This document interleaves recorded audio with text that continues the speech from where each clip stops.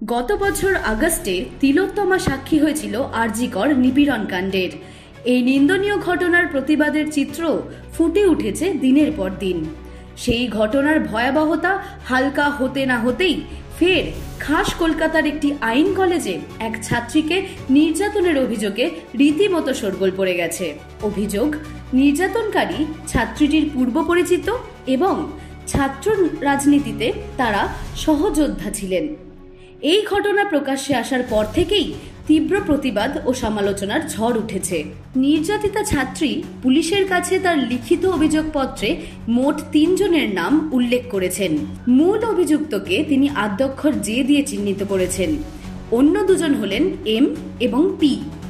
অভিযোগ অনুযায়ী জে যখন তার উপর নৃশংস অত্যাচার চালাচ্ছিল তখন এম এবং পি দর্শক হয়ে তা দেখছিল। কখনো বা তারা মূল অভিযুক্তকে সাহায্যও করেছে। ছাত্রীটি বারংবার কাকুতি মিনতি করা সত্ত্বেও রেহাই পাননি। উল্টে তাকে হুমকি দেওয়া হয়েছে এবং শারীরিক নির্যাতনের সময় হকি স্টিক দিয়ে মারধর করারও চেষ্টা করা হয়েছে। নির্যাতিতার বয়ান অনুযায়ী গত 25শে মে তিনি পরীক্ষার ফর্ম ফিল আপের জন্য কলেজে গিয়েছিলেন। ফর্ম ফিল আপের শেষে দুপুর 12টা 5 নাগাদ তিনি ইউনিয়ন রুমে যান। সেখানেই যে উপস্থিত সকলকে ইউনিয়ন রুমে থাকতে বলেন। যে কলেজের প্রাক্তন ছাত্র এবং টিএমসিপি ইউনিটের অঘোষিত প্রধান হওয়ায় তার কথা সবাই মেনে নেয়। অভিযুক্তই নির্যাতিতাকে ছাত্রীদের সেক্রেটারি পদে বসিয়েছিলেন বলে জানা গেছে। সেই দিন দুপুরে ইউনিয়ন রুমে ঠাট্টা তামাশা চলছিল। বিকেল 4টে নাগাদ অনেকে বেরিয়ে গেলে নির্যাতিতা নিজেও কলেজের গেটের দিকে যাচ্ছিলেন। সেই সময় কলেজের জেনারেল সেক্রেটারির সঙ্গে তার দেখা হয়। পরে জের সঙ্গে তাদের দেখা হলে সে 1 প্যাকেট বিস্কুট দিয়ে তাদেরকে আবার ইউনিয়ন রুমে যেতে বলে, কারণ গুরুত্বপূর্ণ আলোচনার কথা ছিল। এরপর 7 জন ইউনিয়ন রুমে জড়ো হলে যে তার ব্যক্তিগত প্রভাব নিয়ে আলোচনা শুরু করে। কিছুক্ষণের মধ্যে পি নির্যাতিতাকে বাইরে ডেকে তার বিশ্বস্ততার প্রমাণ চায়।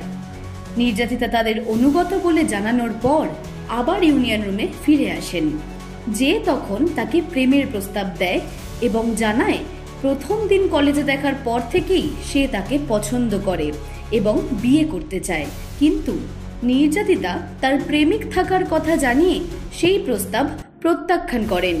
এরপরই তারা আবার ইউনিয়ন রুমে ফিরে যান। 25শে জুন সন্ধ্যা 7:30 থেকে রাত 10টা 50 মধ্যে সাউথ ক্যালকাটার ল কলেজে এই ঘটনাটি ঘটে। নির্যাতিতার তরফ থেকে করা লিখিত অভিযোগে উঠে আসে আরও মর্মান্তিক ঘটনা। নির্যাতনের পর শ্বাসকষ্টের শিকার হয়েছিলেন নির্যাতিতা। অনেক কষ্টের পর হাসপাতালে নিয়ে যাওয়ার অনুরোধ করলেও মেলেনি সাড়া, বরং হুমকি দিয়ে তাকে তাড়িয়ে দেওয়া হয়। কসবা থানায় লিখিত অভিযোগ দায়ের করার পর পুলিশ দ্রুত পদক্ষেপ নেয়। নির্যাতিতার শারীরিক পরীক্ষা পার্ক সার্কাসের কলকাতা ন্যাশনাল মেডিকেল কলেজে করানো হয়। ঘটনার ভিত্তিতে 3 জনকে গ্রেফতার করা হয়েছে। 1 জন কলেজের প্রাক্তন ছাত্র ও কর্মী এবং বাকি 2 জন বর্তমান পড়ুয়া। প্রথমে 2 জনকে বুধবার সন্ধ্যায় এবং তৃতীয় জনকে মধ্যরাতে গ্রেফতার করা হয়। ধৃতদের মোবাইল ফোন বাজেয়াপ্ত করা হয়েছে। শুক্রবার তাদের আলিপুর আদালতে হাজির করানো হলে আদালত 4 দিনের পুলিশি হেফাজতের নির্দেশ দিয়েছেন। পুলিশ ঘটনাস্থল পরিদর্শন করে ঘিরে রেখেছে এবং ফরেনসিক নমুনা সংগ্রহ করা হচ্ছে। এই নিন্দনীয় ঘটনার পরই উঠে আসছে আর এক চাঞ্চল্যকর তথ্য। গণধর্ষণে অভিযুক্ত এমের সঙ্গে যোগসূত্র রয়েছে তৃণমূল ছাত্র পরিষদের। এই তথ্য প্রকাশ্যে আসার পর রাজ্য রাজনীতি উত্তপ্ত হয়ে উঠেছে। অভিষেক বন্দ্যোপাধ্যায়, চন্দ্রিমা ভট্টাচার্য এবং মালা রায় সহ একাধিক তৃণমূল নেতার সঙ্গে অভিযুক্ত এমের ছবি ভাইরাল হয়েছে। বিরোধীরা এই ইস্যুকে কেন্দ্র করে শাসক দলকে তীব্র আক্রমণ করেছে।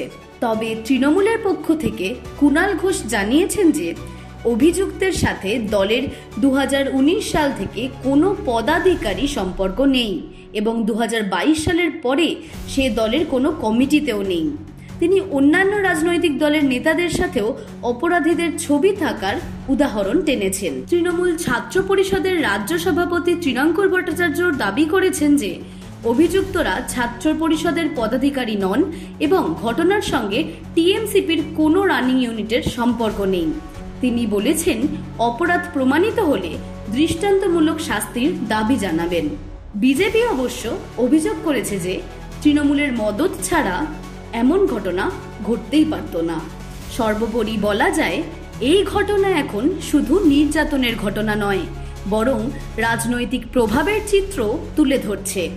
আগামী দিনে ঘটনার সঠিক তদন্ত এবং অভিযুক্তদের কঠোর শাস্তির দাবি করছে গোটা সমাজ।